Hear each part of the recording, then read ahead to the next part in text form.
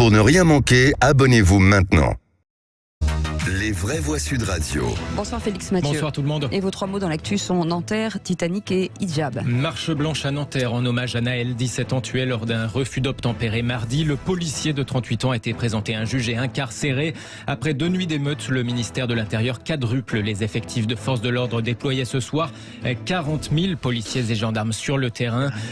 Pas de bus ni de tram ce soir en Ile-de-France après 21 heures. À suivre aussi des restes humains retrouvés dans l'épave du Titan et le Conseil d'État retoque les footballeuses qui réclamaient le droit de jouer en hijab. Les vraies voix Sud Radio.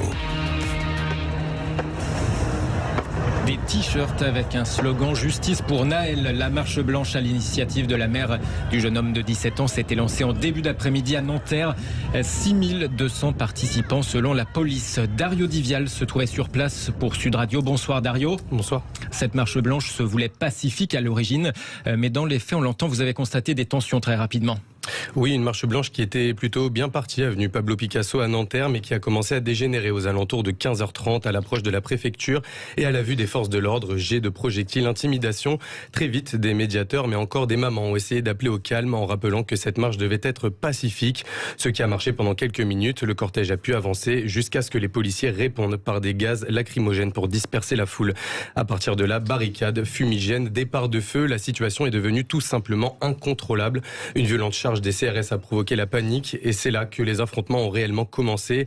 Une situation très compliquée également pour les journalistes qui n'étaient pas les bienvenus. Du matériel cassé, des caméras, des micros. La situation est toujours très tendue et ça vire plutôt au fiasco. Le récit de Dario Divial pour Sud Radio. Des mairies incendiées la nuit dernière à Garges-les-Gonesse en région parisienne ou Mont-Saint-Barreul dans le nord, mais aussi 2 tramways, 11 bus en Ile-de-France, des incendies aussi au Mirail à Toulouse, la prison de Fresnes attaquée. Comment éviter des dégradations similaires à celles de la nuit dernière? Le ministre de l'Intérieur, Gérald Darmanin, annonce quadrupler ce soir les effectifs des forces de l'ordre déployés sur le terrain. Ce soir, il y aura beaucoup plus de policiers et de gendarmes présents, puisqu'hier, il y avait 9000 policiers et gendarmes mobilisés, dont 2000 sur la plaque parisienne. J'ai décidé qu'il y ait 40 000 policiers et gendarmes ce soir et cette nuit mobilisés, dont 5000 en plaque parisienne et des moyens techniques et technologiques importants. Pas question en revanche pour le gouvernement de déclarer l'état d'urgence comme réclamé par le président du parti Les Républicains, Éric Ciotti. Nous appelons non seulement au calme, mais nous appelons à l'ordre républicain, à l'ordre restauré et réaffirmé partout et en tout lieu de la République. C'est pour cela que je demande solennellement au président de la République et au gouvernement de décréter l'état d'urgence sans délai. Il doit être instauré partout où des incidents ont éclaté.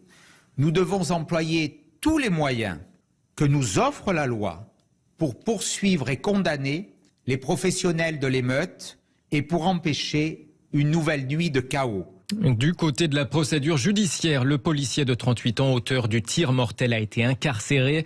Information judiciaire ouverte pour homicide volontaire, comme l'explique le procureur de Nanterre, Pascal Prache. En l'état des investigations et des éléments recueillis, le parquet considère que les conditions légales d'usage de l'arme ne sont pas réunies. Le policier mis en cause a été déféré aujourd'hui devant 2 magistrats instructeurs co-saisis dans le cadre d'une ouverture d'information judiciaire du chef d'homicide volontaire.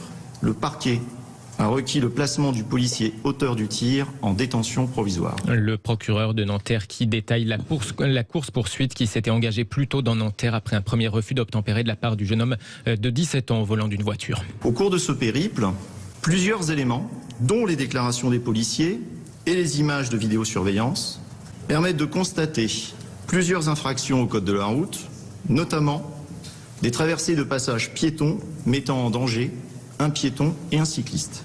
En tout cas, les bus et trams d'Île-de-France ne circuleront plus ce soir après 21h, annonce la présidente de la région Valérie Pécresse. Quant au ministre de la Justice, il s'en prend, je cite, à tous ceux qui, de façon irresponsable, crachent sur la police et sur la justice et qui, selon Éric Dupond-Moretti, sont aussi, dit-il, les complices moraux des exactions qu'ils ont commises. Un mot, Philippe Bilger. Il est rare que je sois d'accord avec le garde des Sceaux, mais là, il a totalement raison. C'est assez vertigineux de voir à quel point le garde des Sceaux, parfois, prend le contre-pied absolu de l'avocat qu'il a été. Oui, je suis absolument d'accord. Et puis, c'est une déclaration extrêmement politique parce que quand il cible les gens qui ciblent la police, ça c'est pour la gauche, la NUPES. Et quand il cible les gens qui ciblent la justice, ça c'est pour l'extrême droite, la droite la plus dure, toute la galaxie Zemmour. Donc, il fait d'une pierre deux coups. Il faut quand même, bien sûr que si, il faut quand même faire attention. Moi, je trouve quand même que dans cette séquence-là, j'ai regardé encore aujourd'hui, l'exécutif, je trouve, a trouvé la bonne tonalité, c'est-à-dire avec une part d'humanité qui est évidente. Hier, on était dans quelque chose dans l'affliction, et aujourd'hui une forme de sévérité. Après, on n'est pas obligé non plus de faire de la politique à tous les étages. Ce qui s'est passé à la Marche Blanche, ce qui s'est passé hier est indigne, est inacceptable, mais ces événements-là ne doivent pas nous empêcher de réfléchir à ce qui s'est passé aussi cet après-midi à la Marche Blanche, avec ces milliers de gens qui disent leur chagrin, tout simplement. Sadoun. Alors personnellement, moi, même à droite, je n'ai pas vu, même dans la fameuse galaxie Zemmour, de tweets contre la justice. Même les personnalités les plus à droite veulent simplement que l'enquête se déroule de la manière la plus objective possible et sans réaction émotionnelle. La charge permanente contre la justice et les magistrats de gauche, ça vient toujours de votre côté, mon cher ami. Hein. Alors je ne sais pas quel est mon côté. Mais en tout cas, dans cette affaire, je n'ai pas vu d'offensive contre la justice. Non, je suis d'accord.